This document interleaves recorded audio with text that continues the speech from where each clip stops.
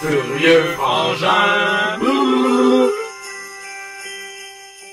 Une fois de plus, je suis honoré de pouvoir participer aux 12 Furieux de Noël de mes amis les Furieux Frangins.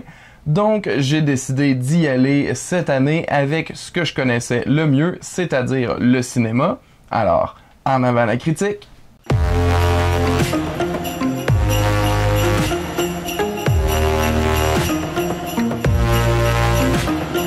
Bonjour et bienvenue à Chuck B Critique. Aujourd'hui, je vous donne mon avis sur le nouveau film de Noël intitulé 8-Bit Christmas.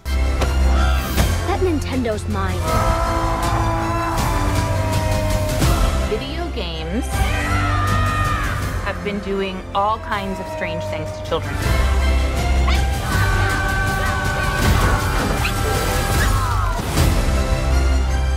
Red Dog, this is Bluebird. This is Rainbow One. What happened to Red Dog? I changed it. Well, let's change names now.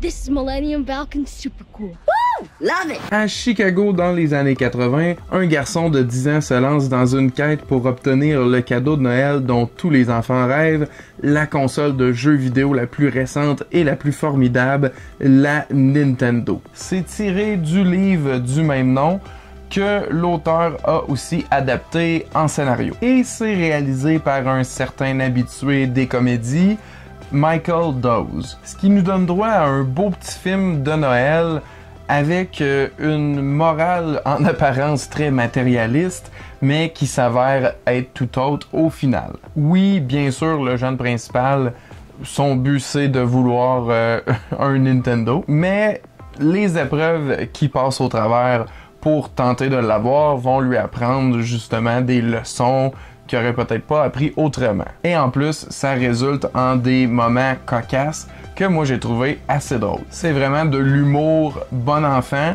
pour toute la famille qui est drôle et accessible pour les 7 à 77 ans comme qu'on dit. On sent bien sûr que l'effet de nostalgie sur les années 80 qui est exploité, mais on en rit un peu aussi d'une certaine manière, donc c'est quand même intelligent la façon dont c'est utilisé. Et à mon avis, c'est vraiment pas sur quoi la magie du film repose. Je dirais qu'elle tient plutôt aux moments comiques et même parfois vrais dont le film est rempli. On a bien sûr une bonne composition sonore qui nous met totalement dans l'ambiance féerique des fêtes, mais comme c'est le cas pour la grande majorité des films de Noël, le résultat final dépend beaucoup de la performance de l'interprète principal qui est souvent un enfant. Donc parfois ça peut être vraiment très bon et d'autres fois plutôt moyen. Dans ce cas-ci, moi j'ai trouvé que ça fonctionnait vraiment bien. C'est pas une performance dramatique touchante, mais pour ce qui est du comique et slapstick, il l'avait vraiment bien. Et j'ai nommé le jeune Winslow Fegley que j'avais aussi vu dans le quand même très bon Nightbooks. Et il est aussi accompagné d'un vétéran des comédies, Steve Zahn, qui est toujours très bon en père de famille dans ce type de film-là. Et puis pour couronner le tout, on a Neil Patrick Harris à la narration qui joue la version adulte du personnage principal. Encore une fois, ce sont des performances qu'on a déjà vues dans d'autres films, mais qui, dans celui-ci, lui servent parfaitement pour donner un résultat complet vraiment divertissant. À chaque année, je regarde les nouveaux films de Noël, d'horreur ou pas, et ben plus souvent qu'autrement, je suis pas impressionné.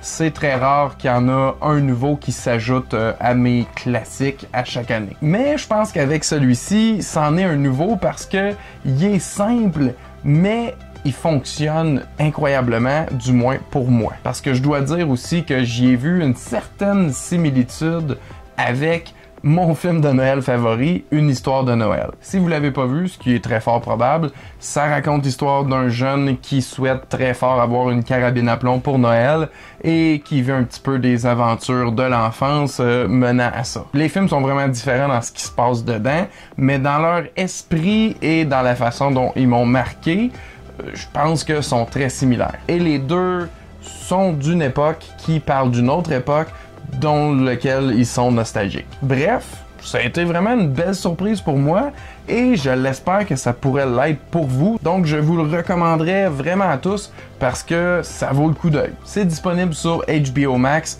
donc probablement sur Crave au Québec. Bref, pour ma part, ça a été une belle découverte. Mais pour vous, j'aimerais ça savoir ce que vous en avez pensé si vous l'avez vu.